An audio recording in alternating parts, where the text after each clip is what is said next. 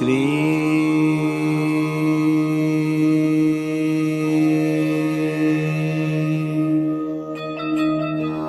बाबा स्वामी नमो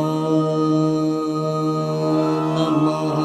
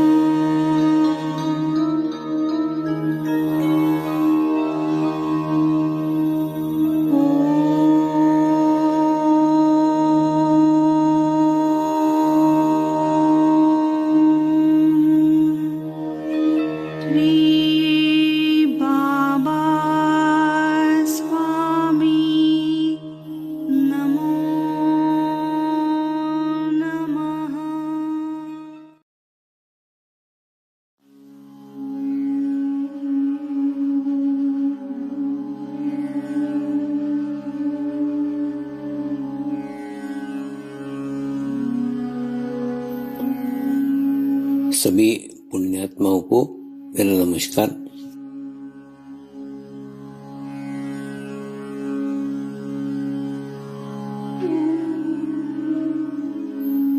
गुरुर्ब्रह्मा गुरुर्विष्णु गुरुर्देवो महेश्वरा गुरु साक्षात् परब्रह्म तस्मै श्री गुरुवे नमः।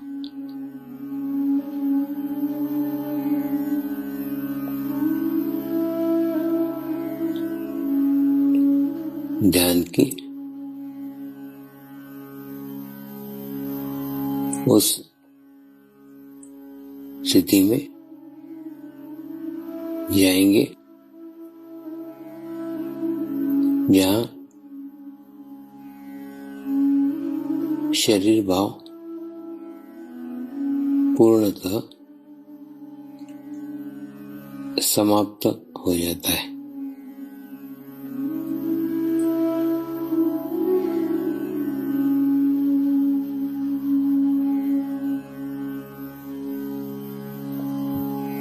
अपने पूरे शरीर को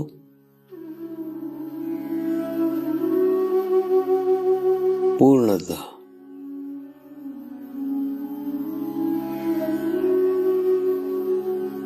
शिथिल छोड़ देंगे, एकदम रिलैक्स हो जाइए।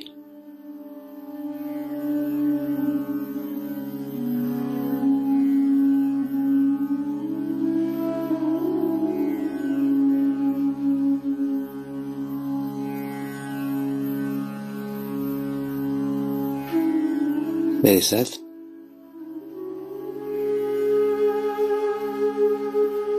मंत्र का उच्चारण करेंगे।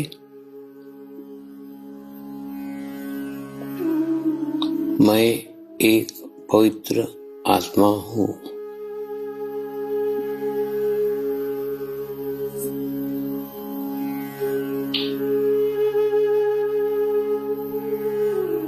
मैं एक शुद्ध आत्मा हूँ।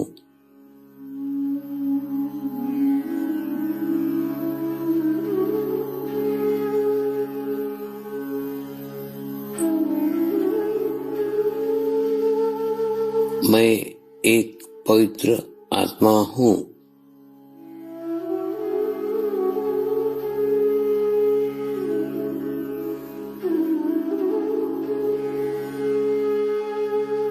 मैं एक शुद्ध आत्मा हूँ।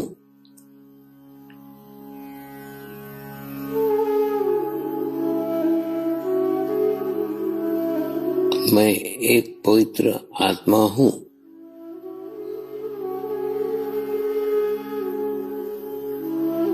मैं एक शुद्ध आत्मा हूँ।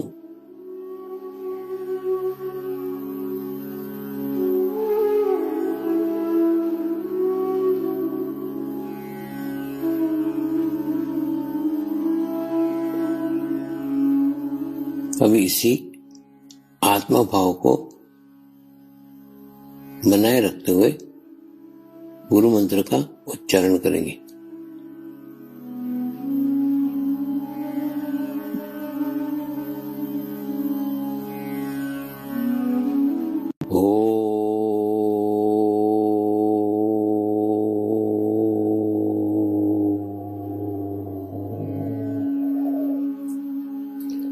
श्री शिव कृपानंद स्वामी नमो नमः।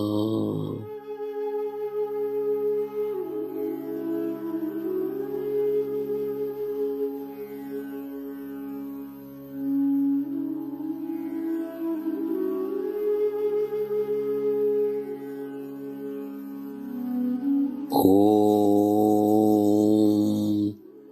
श्री शिव कृपानंद स्वामी नमो नमः।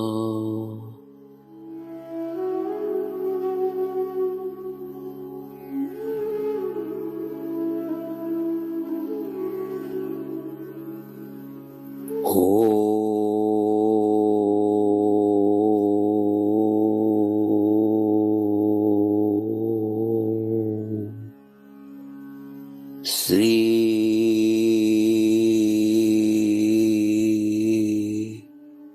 शिव कृपानंद स्वामी नमो नमः।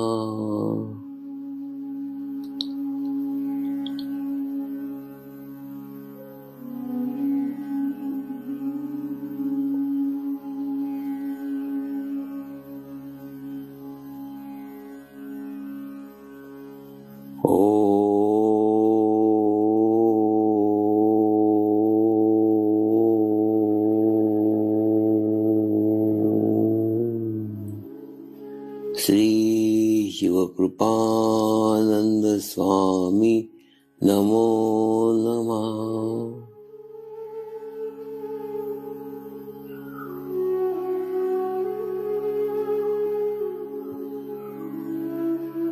ओम श्री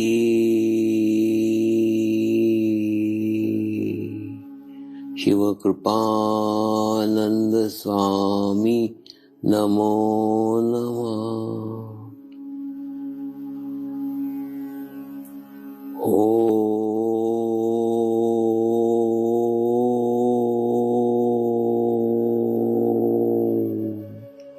श्री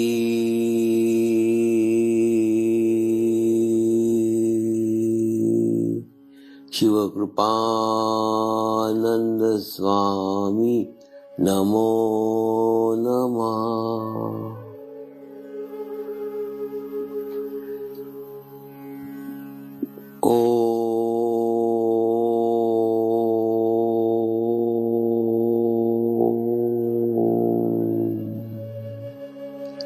श्री शिव कृपानंद स्वामी नमो नमः।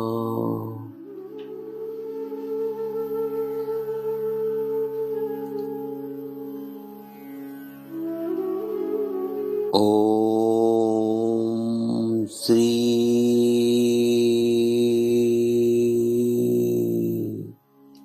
शिव कृपानंद स्वामी नमो नमः।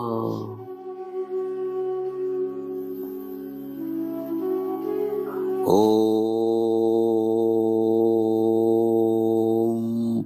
श्री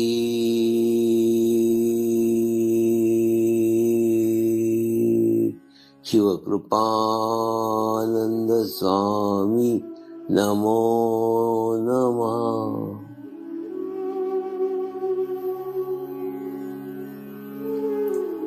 अब आप अपना चित्त सहस्त्रार पे रख के थोड़ी देर के लिए ध्यान में जाएंगे।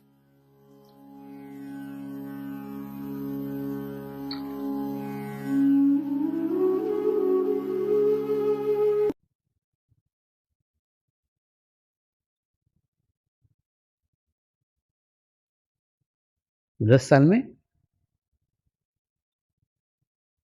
एक शारीरिक रूप से एक सामूहिकता निर्माण करने में हम लोग सफल हुए हैं।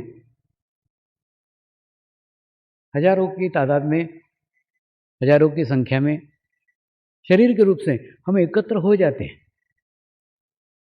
अगर शरीर से एकत्र होंगे तो हमारे लाभ केवल शारीरिक होंगे, केवल मानसिक होंगे, लेकिन इसके भी ऊपर की एक स्थिति है, वो स्थिति है आत्मिक।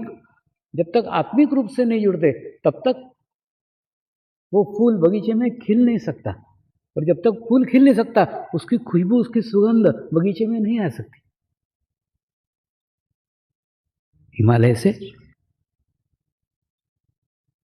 गुरुदेव ने मुझे वो बगीचा निर्माण करने के लिए भेजा है, जो बगीचे में सारे फूल खिले हुए हो,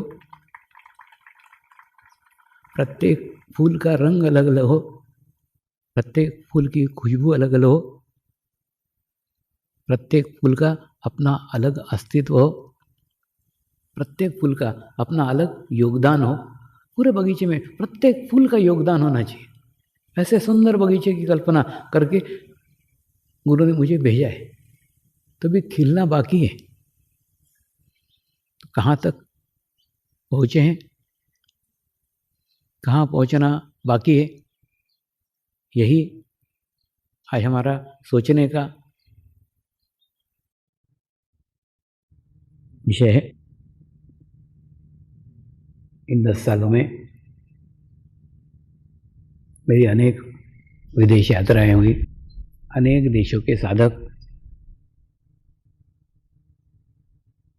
इस ध्यान के मार्ग में जुड़े, और जुड़ने के बाद समर्पण ध्यान का विस्तार विश्व भर के अनेकों देशों में हुआ। एक छोटा सा बीज लेकर मैं नवसारी में आया था, और उस छोटे से बीज ने ही धीरे धीरे विकसित होते होते एक विशाल स्वरूप धारण कर लिया। मैं जब गहन ध्यान में रहता हूँ तो अलग अलग प्रकार की प्रार्थना आपके लिए करते रहता हूँ। आप सबको चित्त में लेके ही ध्यान करता हूँ। तो एक प्रार्थना की थी कि समर्पण नया धर्म न बन जाए। आज वैसे ही दुनिया भर के धर्म में ये धर्म, वो धर्म, वो धर्म, वो धर्म,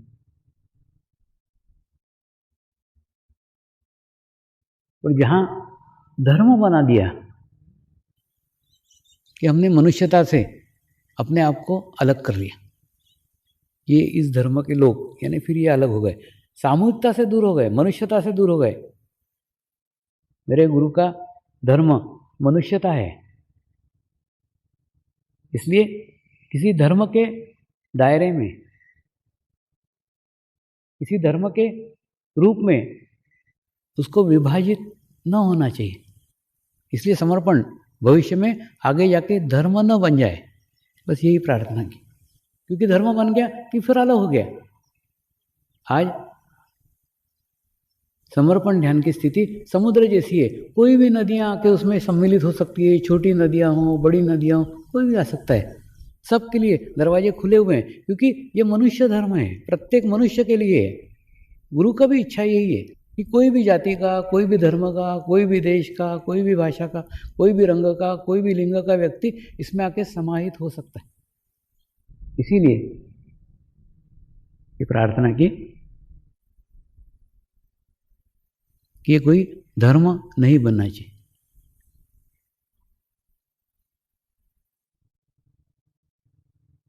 समर्पण ध्यान का विदेशों में अलग अलग स्थानों पे प्रचार हुआ, उसमें अलग अलग जाति के, अलग अलग धर्म के लोग उसमें शामिल हुए। तो उनका बाहरी धर्म कुछ भी हो, उससे कुछ फर्क नहीं पड़ता। भीतर का सबका धर्म एक ही है। सभी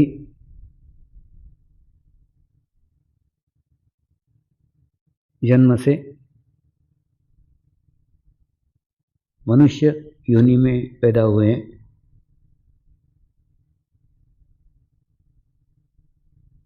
और मनुष्य योनि में पैदा होने के कारण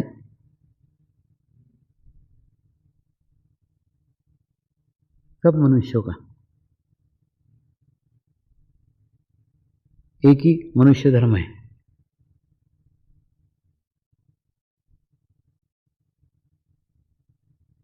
अगर घोड़े के योनि में पैदा होते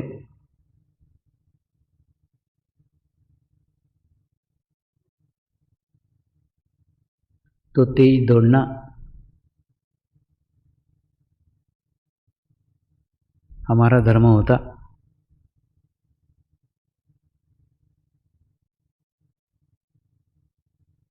कुत्ते के योनि में पैदा होते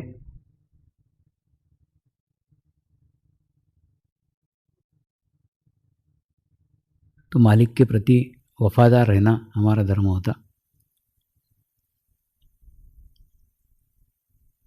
लेकिन हम मनुष्य योनि में पैदा हुए हैं,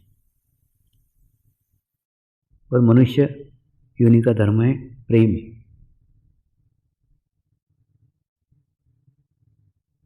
अगर आप मनुष्य धर्म में पैदा हुए हैं तो आपका एक ही गुण धर्म है, वो है प्रेम।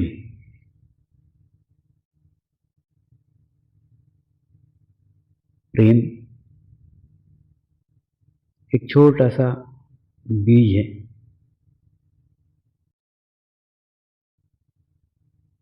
वो आपके मन में किसी के प्रति भी फूट सकता है।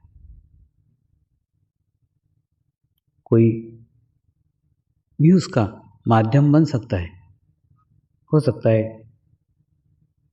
आपकी बहन पे आप अत्यधिक प्रेम करते हो, आपकी माँ के ऊपर आप अत्यधिक प्रेम करते हो, आप आपकी पत्नी के ऊपर अत्यधिक प्रेम करते हो, आप आपके बच्चे के ऊपर अत्यधिक प्रेम करते हो।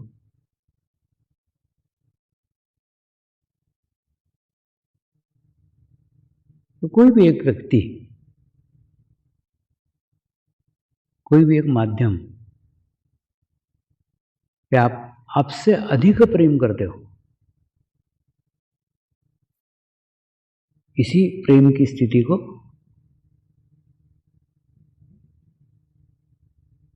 वृद्धिगत करने की, बढ़ाने की आवश्यकता है। ये प्रेम धीरे धीरे आपको आपके परिवार पे प्रेम करना सिखाएगा, आपको आपकी भाषा पे प्रेम करना सिखाएगा, आपको आपके समाज पे प्रेम करना सिखाएगा, आपको आपके प्रदेश पे प्रेम करना सिखाएगा, आपको आपके देश पे प्रेम करना सिखाएगा। यही प्रेम आपको विश्व में प्रेम करना सिखाएगा। इसी प्रेम को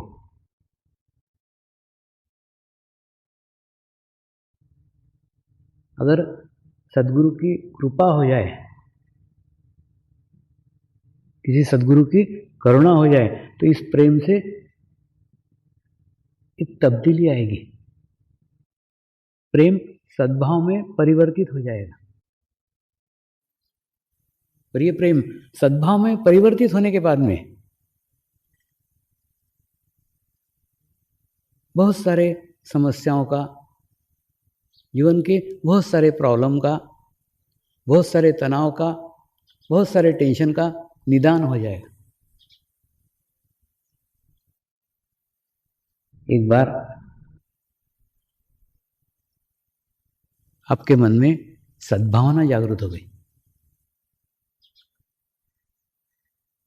तो आपके मन में समाधान भी प्राप्त हो जाएगा, तृप्ति प्राप्त हो जाएगी, सेटिस्फेक्शन प्राप्त हो जाएगा, ईर्ष्या का भाव समाप्त हो जाएगा, अतृप्ति का भाव समाप्त हो जाएगा। सदैव तुम्हारे हृदय के अंदर दूसरे के प्रति सद्भावना ही रहेगी। सदैव तुम सोचोगे दूसरे का अच्छा ही होना चाहिए, दूसरे की प्रगति होना चाहिए, दूसरे का प्रोग्रेस ही होना चाहिए।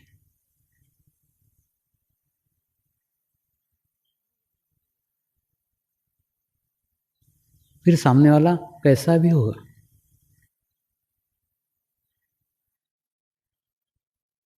आपकी ये सद्भावना की भावना इतनी विशाल होगी, इतनी बड़ी होगी कि कोई आपका दुश्मन भी है तो भी आपके मन में उसके प्रति सद्भावना रहेगी, ये उसका अच्छा होना चाहिए, उसका भला होना चाहिए। ये सद्भावना की भावना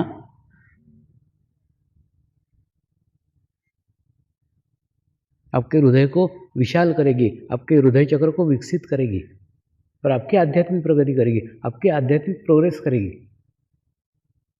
इसलिए कई बार मैं साधकों को भी कहते रहता हूँ, कोई तुम्हारे प्रति कैसा भी बोले, तुम्हारे से कैसा भी व्यवहार करे, वो उसकी स्थिति है, तुम उसके लिए अपनी स्थिति क्यों खराब करते हो?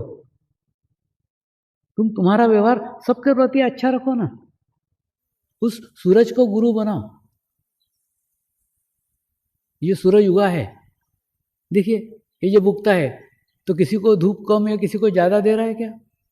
नहीं, सबको एक समान दे रहा है, एक जैसा दे रहा है। कोई ले रहा है, कोई नहीं ले रहा है। लेकिन धूप देते समय किसी विशिष्ट जाति का, विशिष्ट समाज का,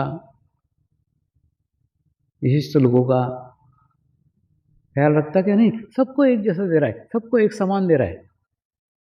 ठीक उसी प्रकार से आपकी भी सद्भावना होनी चाहिए, सबके प्रति सद्भावना होनी चाहिए, अच्छी भावना होनी चाहिए।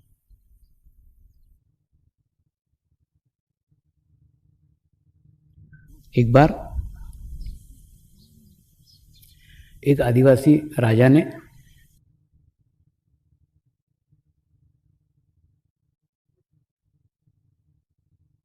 अपने ही जाति के, अपने ही कबीले के लोगों के लिए ध्यान का कार्यक्रम रखा और अड़ोस पड़ोस के भी दूसरे लोगों को नहीं बुलाया।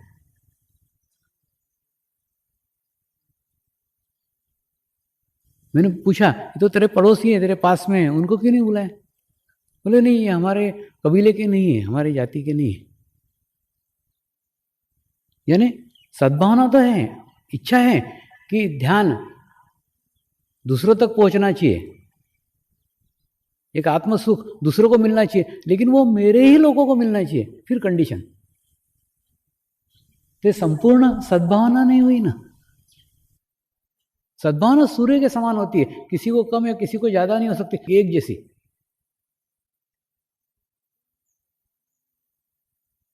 ऐसी अगर सद्भावना आप अगर आपके भीतर लाने में सफल हो जाओ तो आपका हृदय चक्र विकसित हो जाएगा।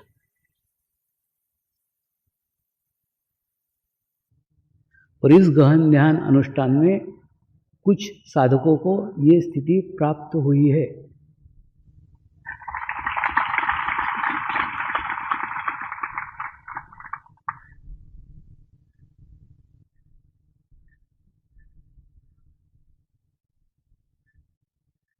सदैव साधकों के स्थिति की ओर ध्यान दिए रहता हूं, बाकी सब चीजों की तरफ मेरा ध्यान नहीं रहता। जब देखा खूब प्रचार हो गया, खूब प्रसार हो गया, 2 लाख के शिविर होने लग गए, तो फिर सब शिविर बंद कर दिए, सब महाशिविर बंद कर दिए। प्रचार कार्य सब साधकों को सौंप दिया कि उनको भी अवसर मिले प्रगति करने का, उनको भी अवसर मिले प्रोग्रेस करने का। तो मैंने सारा ध्यान साधकों के आध्यात्मिक स्थिति की ओर लगाया। मुझे खूब हजारों वृक्षारोपण करने में, हजारों पौधे लगाने में कोई रुचि नहीं है, कोई इंटरेस्ट नहीं है, ना मेरा कार्य है। मेरा कार्य तो संपन्न हो गया, मेरा जितना कोटा था सब हो गया। अब तो सिर्फ जो पौधे लगाए हैं, मेरे को जो पौधे लगाने का काम दिया था उतना मेरा पूर्ण हो गया है, इसीलिए मैंने वो प्रचार कार्य तुम्हारे हाथ में सौंप दिया। अभी तो मुझे उन पौधों को वृक्ष बनाने का है। एक कार्य हो गया, एक कार्य बाकी है। तो 10 साल में पौधे लगाने का काम किया, अब 10 साल में पौधों को वृक्ष बनाने का कार्य करो।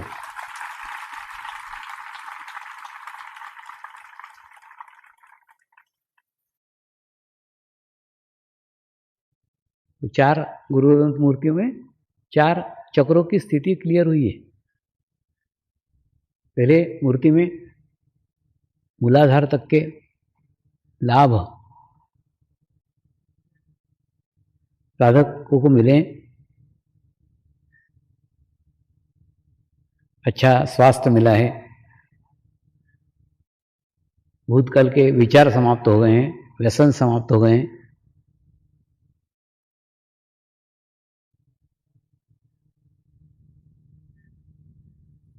चित्त शुद्धि भी होना प्रारंभ हो गई है।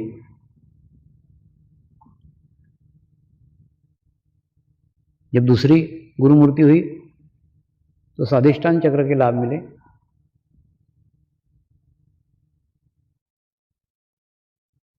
निर्विचारता की स्थिति कभी कभी मिलने लग गई, सदैव नहीं रहती लेकिन फिर भी कभी कभी मिलने लग गई।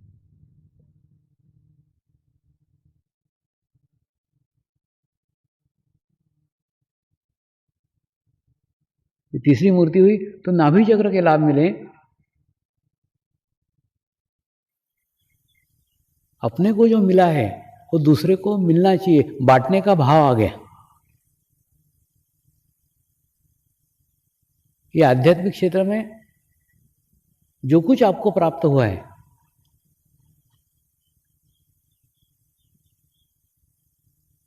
वो बांटने के लिए ही है। ये भाव जब आपको प्राप्त हुआ तो आपके हाथ से भी प्रचार कार्य होने लग गया। सारा प्रचार कार्य आप अच्छे से देख रहे हो, अच्छे से कर रहे हो। और इस बार की मूर्ति आपके हृदय चक्र को विकसित कर रही है। इसीलिए मैंने कहा कि उसके अंदर सद्भावना जागी है, सबके प्रति अच्छा भाव जागा है, जागृत हुआ है। लेकिन अभी भी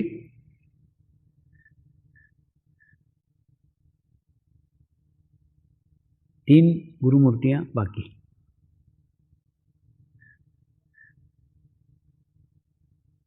अगली गुरु मूर्ति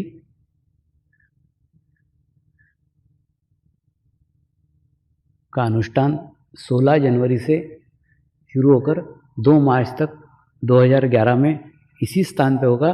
वो मूर्ति गोवा आश्रम में स्थापित होगी।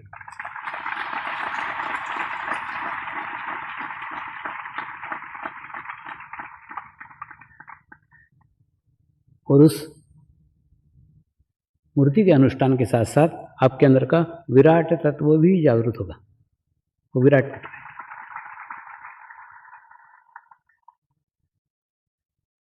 विराट तत्व का अनुभव आपको यह आएगा कि जो भी आपके पास में अतिरिक्त है, एक्स्ट्रा, जैसे होता है ना, अपने पास अतिरिक्त तो पैसे रहते हैं तो अपन कहीं इन्वेस्ट करते हैं, यहाँ इन्वेस्ट करते हैं, वहाँ इन्वेस्ट करते हैं, वहाँ इन्वेस्ट करते हैं। ठीक उसी प्रकार से परमात्मा सबको कुछ ना कुछ अतिरिक्त देता ही है, ऐसा मेरा पूर्ण विश्वास है। ऐसा कोई दुनिया में व्यक्ति नहीं जिसके पास अतिरिक्त तो कुछ नहीं हो।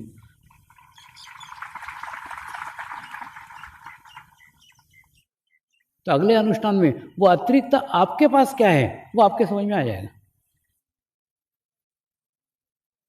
कोई भी दुनिया में ऐसा व्यक्ति नहीं है जिसके पास वो अतिरिक्त नहीं है। अतिरिक्त सबके पास में है, कुछ ना कुछ एक्स्ट्रा है, कुछ ना कुछ अतिरिक्त है जो आपकी आवश्यकताओं से अधिक है।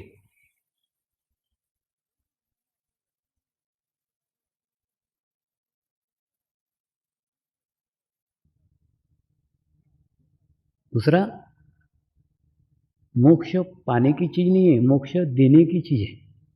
देकर ही मोक्ष प्राप्त कर सकते हो, पाकर मोक्ष नहीं मिलता।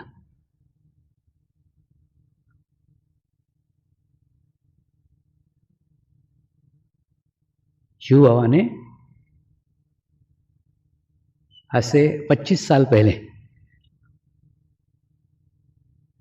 मोक्ष की स्थिति मुझे दी थी, लेकिन देने के बावजूद भी मेरी गुरु दक्षिणा बाकी थी। मैंने बताया ना, कोई भी चीज लेकर के समाप्त नहीं होती, उसको वृद्धिगत करना पड़ता है, उसको बढ़ाना पड़ता है। तो उनके पास तो 800 सालों का इकट्ठा किया हुआ था, तो 800 सालों तक प्राप्त ज्ञान जब मुझे दिया तो मुझे गुरु दक्षिणा के रूप में अगले 800 सालों तक उसे चलाने का है। ये बहुत बड़ा कार्यक्रम है। 800 सालों के बीच में एक संधि काल है, उस संधि काल में आज हम जीवित हैं, हम रह रहे हैं। प्रत्येक मूर्ति की स्थापना करते समय 800 साल का कार्यकाल निश्चित रहता है। 800 साल तक वो आगे भी कार्य करेगी।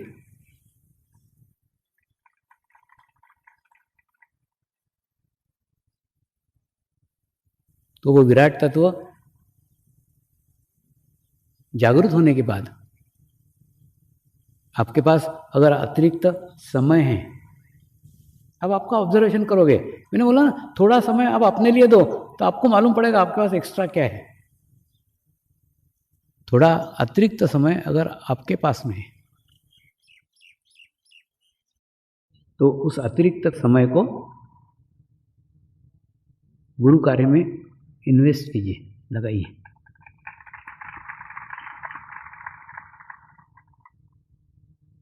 अत्यधिक अतिरिक्त समय है,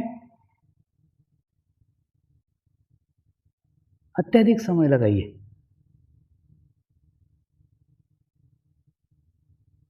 अत्यधिक शारीरिक शक्ति है, शारीरिक शक्ति लगाइए।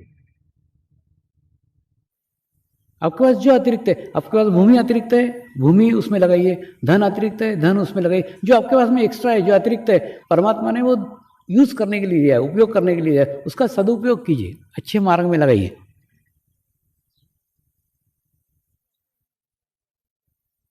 मेरे भी जीवन में मुझे चाहिए ऐसा कुछ भी नहीं है। कोई दुनिया की न्यूज़ ऐसी नहीं जो मेरे लिए गुड न्यूज़ हो। मेरे को कुछ नहीं चाहिए, अभी सब मिल गया, तृप्त हूं। अब जो कुछ है वो सिर्फ आप ही के लिए करने का है, बाकी कुछ।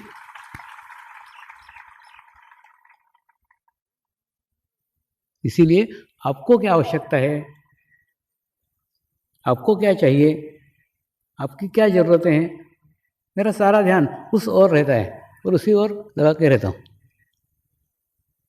वो विशाल तत्व जागृत होने के बाद में वो विराट भाव आपके अंदर भी आ जाएगा, आप भी विकसित हो जाएंगे। जो कुछ आपके पास में से अतिरिक्त है वो दूसरे के लिए देने के लिए आप शुरू हो जाएंगे, चालू हो जाएंगे। और एक और गुरु मूर्ति हो जाने के बाद आपके अंदर का अहंकार संपूर्ण समर्पित हो जाएगा।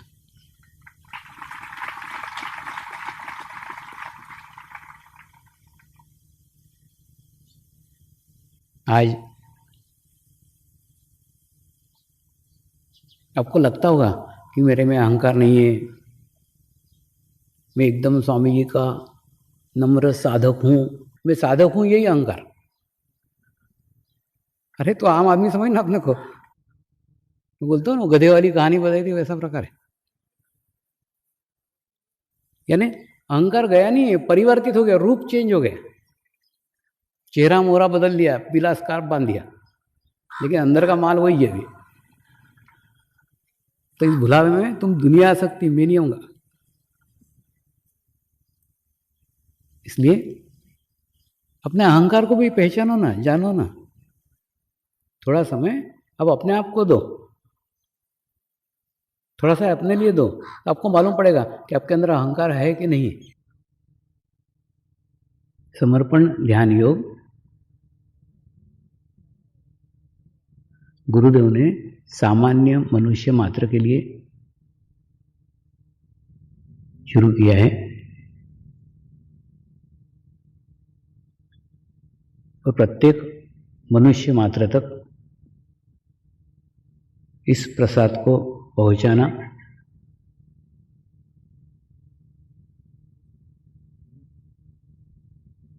हमारा कार्य है। इसीलिए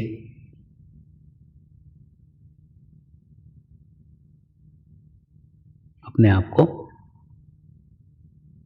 सामान्य मनुष्य से अलग मत समझो।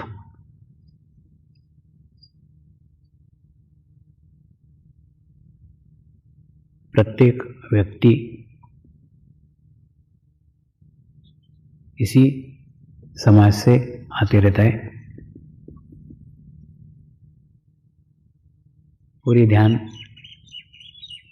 कोई अपन हिमालय पे बैठ के नहीं कर रहे, ये समाज में रहकर कर रहे हैं, समाज के बीच में रह के कर रहे हैं। सर्व समाज के लिए दरवाजे खुले रख के कर रहे हैं।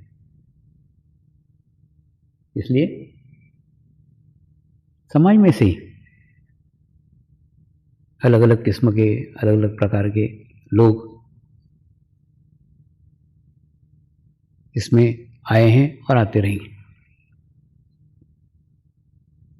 मेरी स्थिति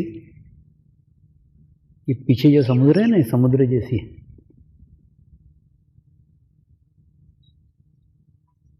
समुद्र में छोटी छोटी नदियां भी आके मिलती हैं,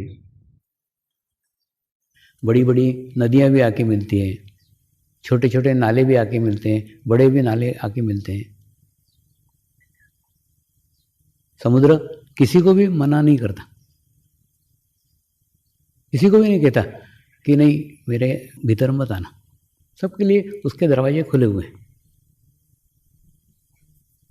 ठीक उसी प्रकार से समर्पण ध्यान के भी दरवाजे सभी के लिए खुले हैं। केवल अगर आपको आध्यात्मिक प्रगति करने की है, अगर आपका उद्देश्य इसमें आने का आध्यात्मिक प्रगति, आध्यात्मिक प्रोग्रेस है, तो अब आपका चित्त सिर्फ आध्यात्मिक प्रगति पे लगाओ, बाकी सब चीजें गौण है, उधर ध्यान मत दो। जैसे एक टीचर है कि नहीं, वो क्लास में पढ़ा रहा है, उसके क्लास में कुछ लड़के मेरिट लिस्ट में पास हो रहे हैं, कुछ लड़के फेल हो रहे हैं, और आप सेकंड डिवीजन में पास होने वाले विद्यार्थी हैं। तो आपको निर्णय करने का है कि आपको फेल होने वाले लड़कों के साथ बैठने का है कि आपको मेरिट में बैठने वाले लड़कों के साथ बैठने का है। तो निर्णय आपका है। अगर आप सकारात्मक हो, आप पॉजिटिव हो, तो आप क्या करोगे? आपके आदर्श वो लड़के होंगे जो मेरिट में पास हो रहे हैं। तो मेरे को तो सब दिखते रहते हैं, कौन फेल हो रहा है वो भी दिखते रहता है, कौन मेरिट में आ रहा है वो भी दिखते रहता है, कौन सेकंड क्लास पास हो रहा है वो भी दिखते रहता है, तीनों दिखते रहते हैं। और मेरे लिए तीनों समान है, तीनों एक जैसे हैं। मेरी स्थिति समुद्र जैसी है, लेकिन आपको आपकी प्रगति करने का है, आपको आपका प्रोग्रेस करने का है। तो आप उन मेरिट वाले लड़कों की तरफ ध्यान दो, अच्छों की संगत करो, अच्छों का सानिध्य करो। ये आपको आपका ही चुनना पड़ेगा। कुछ नहीं, किसी भी सामूहिकता के अंदर हो, किसी भी कलेक्टिविटी के अंदर हो, थोड़ी देर के अंदर आपको पता चल जाएगा वहाँ नकारात्मक बातें हो रही है क्या, वहाँ भूतकाल की बातें हो रही है क्या, इन लोगों का चित्त ध्यान पे है या नहीं है। तो ध्यान को महत्व दो, उस सामूहिकता को मत महत्व दो। वो सामूहिकता किस तरफ की है आप उस तरफ देखो ना। तो उसका चुनाव आपको ही आपका करना पड़ेगा। और जब 10 साल पहले शुरू किया था तो 20 लोगों से शुरू किया था, तो प्रत्येक को एक एक के ऊपर मैं व्यक्तिगत ध्यान रख पाता था। अभी नहीं मिल पाता हूँ, नहीं रख सकता हूँ। तो आप आपका ध्यान रखो कि आप सकारात्मक लोगों का चुनाव करो, सिलेक्टिव लोगों का चुनाव करो। आप देखो कि आपको किस ओर मुड़ने का है। होता है ना, कई लोग ऐसे रहते हैं जो अनुशासन तोड़ने में आनंद प्राप्त करते हैं। कोई नियम बनाया नहीं, उसको तोड़ेंगे। और कुछ लोग रहते हैं पूर्ण नियम पालेंगे, तो आप बीच के हैं, तो आपका ध्यान उन लोगों की तरफ होना चाहिए नियम का पालन करते हैं, उन तरफ नहीं जो नियम को तोड़ते हैं। तो अधिक से अधिक आपका चित्त जिस ओर होगा, सकारात्मक होगा, तो आप सकारात्मक ग्रहण करोगे। तो किसको चुनने का है, किसको करने का है, इसका चुनाव आपको आपका ही करना पड़ेगा। इसीलिए सदैव अच्छी संगत में रहो, इसलिए सदैव अच्छे सानिध्य में रहो, सदैव अच्छे वातावरण में रहो, तो आपकी भी प्रगति है, आप जिसके साथ में हो उसकी भी प्रगति है।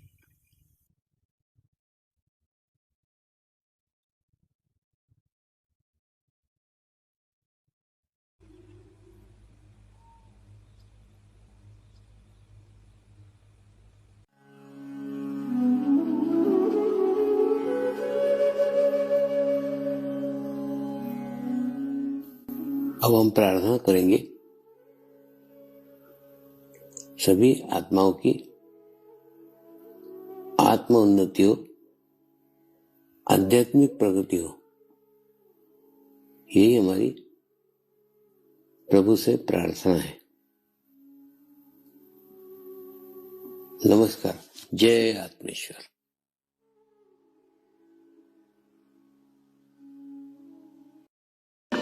शांति पाठ करेंगे। ओम द्योः शांति अंतरिक्षगम शांति पृथ्वी शांति रापः शांतिरौषधयः शांति वनस्पतयः शांति विश्वे देवाः शांति ब्रह्म शांति सर्वगं शांति शांतिरेव शांति क्षमा शांतिरेधि। ओम शांति शांति शांति सर्वारिष्ट सुशांतिर्भवतु।